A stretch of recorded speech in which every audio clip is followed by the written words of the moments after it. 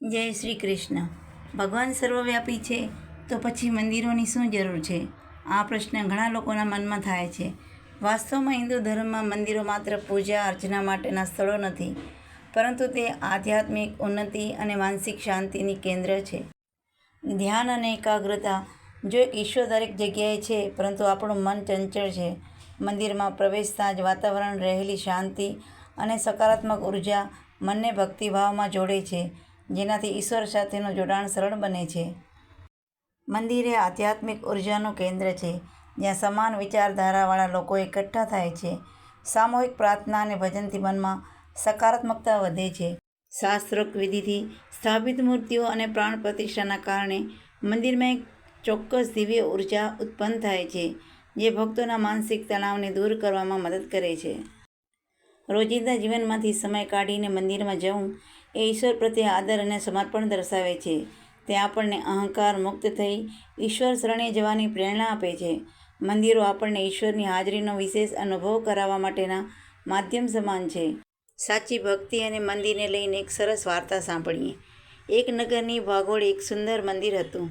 આ મંદિરમાં રોજ સેંકડો ભક્તો આવતા, ઈશ્વરની પૂજા કરતા અને પોતાની મનોકામનાઓ માંગતા. આ મંદિરમાં વર્ષોથી એક ભિખારી બેસતો હતો. તે રોજ સવારે મંદિરના પગથિયાં સાફ કરતો, આવતા જતા ભક્તોને પ્રેમથી રસ્તો કરી આપતો અને મનોમન ભગવાનને પ્રાર્થના કરતો કે હે પ્રભુ, આજે જે પણ ભક્ત મંદિરે આવે તેને તારા સાચા દર્શનનો આનંદ મળે. એક દિવસ નગરના સૌથી મોટા ધનિક શેઠ મંદિરે આવ્યા. તેમના હાથમાં સોનાની થાળી હતી, જેમાં અઢળક મોંઘી ભેટો અને ઘરેણાં હતા. ગર્વથી છલકાતા શેઠે મંદિરમાં જઈને બધી સામગ્રી ભગવાનના ચરણે ધરી દીધી. તેમણે મોટેથી પ્રાર્થના કરી કે હે ભગવાન, મેં આટલી મોટી ભેટ આપી છે, તો મારી બધી જ મુશ્કેલીઓ દૂર કરી દેજો. આ દ્રશ્ય પેલા ભિખારીએ રોજની જેમ દૂર બેસીને જોઈ રહ્યો હતો. થોડીવાર પછી મંદિરના પૂજારીએ તે ભિખારીને બોલાવ્યો અને કહ્યું, ભાઈ, આખો દિવસ તું અહીં બેસે છે. આજે આ શેઠે આટલું બધું દાન કર્યું છે, જા તું પણ ભગવાન પાસે કંઈક માંગી લે. ભિખારીએ હાથ જોડ્યા અને કહ્યું, પૂજારીજી, મારી પાસે તો કંઈ જ નથી કે હું ભગવાનને અર્પણ કરું. હું તો ફક્ત રોજ મંદિરમાં આવતા લોકોના હૃદયમાં ભક્તિ જોઈને ખુશ થાઉં છું. ભગવાનને મારી કોઈ ફરિયાદ નથી. તેઓ મને રોજ શ્વાસ આપે છે, એ જ મારી સૌથી મોટી સંપત્તિ છે. આટલું કહીને ભિખારીએ પૂજારીને એક નાનકડું કરમાયેલું ગુલાબનું ફૂલ આપ્યું અને વિનંતી કરી કે આ ફૂલ ભગવાનના ચરણે મૂકી દેજો. જ્યારે પૂજારીએ શેઠની સોનાની થાળી અને ભિખારીનું આ નાનું ફૂલ ભગવાનની મૂર્તિ સમક્ષ મૂક્યું, ત્યારે એક અદ્ભુત ચમત્કાર થયો. આખું મંદિર સુગંધથી મહેકી ઉઠ્યું અને જાણે ખુદ ઈશ્વર પ્રસન્ન થયા હોય તેવા દિવ્ય માહોલ સર્જાયો.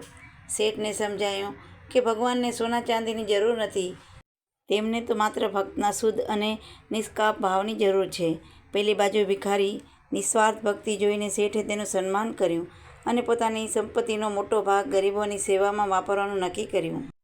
મંદિર એ માત્ર ઈશ્વરની મૂર્તિ રાખવાનું સ્થાન નથી, પરંતુ તે આપણા મનમાં રહેલા અહંકારને દૂર કરી ભક્તિ અને માનવતાના પાઠ શીખવતું પવિત્ર ધામ છે. ભક્તિ એ દેખાડાની વસ્તુ નથી, પરંતુ હૃદયના શુદ્ધ ભાવનાનું પ્રદર્શન છે. શાસ્ત્રો અને ધાર્મિક માન્યતા અનુસાર વહેલી સવારે બ્રહ્મ મુહૂર્તમાં, સૂર્યોદય સમયે અને સાંજના સમયે સૂર્યાસ્ત પછી મંદિરે જવું શ્રેષ્ઠ માનવામાં આવે છે. આ સમય દરમિયાન વાતાવરણ શાંત હોય છે અને મંદિરમાં થતી આરતી પૂજામાં મન એકાગ્ર રહે છે. આપ સર્વ પણ જરૂર મંદિરે જવાનું રાખજો. જય શ્રી કૃષ્ણ.